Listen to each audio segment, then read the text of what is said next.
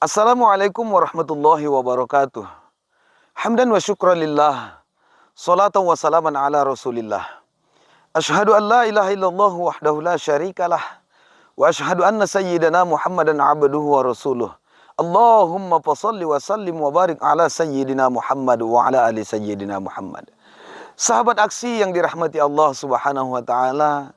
Al-haya al-fitnah. Hidup adalah ujian. Maka selama manusia itu hidup di buminya Allah ini, wajar dan pantas mendapatkan ujian dari Allah subhanahu wa ta'ala. Bahkan tidak jarang ujian itu terjadi dalam sebuah rumah tangga. Banyak orang berpendapat baiknya seorang istri tergantung baiknya suami. Buruknya seorang istri tergantung buruknya suami. Terkadang dapat kita terima. Akan tetapi ada kalanya kita harus bercermin kepada kisah Nabi Nuh alaihissalam.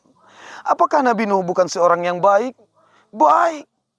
Nabi Nuh seorang nabi solih, taat kepada Allah subhanahu wa ta'ala. Tapi apa yang terjadi?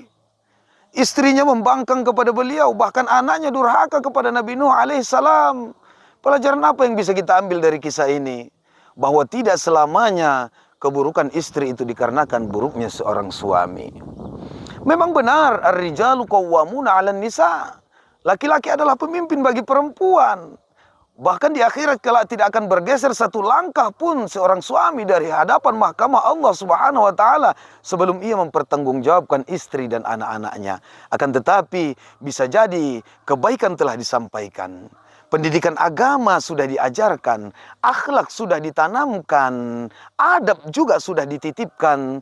Namun terkadang telinga sang istri sudah tidak mampu mendengar kebaikan. Lisan sang istri sudah tidak mau berucap dengan kalimat thayyibah, kalimat-kalimat yang baik. Bahkan matanya sudah tidak mampu melihat dengan pandangan yang baik. Dan hatinya juga tidak menerima kebaikan dari suaminya. Saudaraku yang dirahmati Allah subhanahu wa ta'ala. Yang perlu kita hindarkan adalah ego. Tatkala istri dan suami saling ego, maka mereka tidak akan mendapatkan rumah tangga yang berkepanjangan. Ingat, sang iblis akan berjuang bagaimana menghancurkan rumah tangga atau pernikahan yang bernilai ibadah yang panjang itu.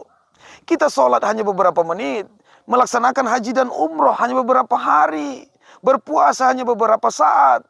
Tapi ibadah yang panjang yang disebut dengan pernikahan adalah satu kemuliaan kepada kita yang diberikan oleh Allah subhanahu wa ta'ala. Banyak sang istri mengharapkan suami menjadi sempurna.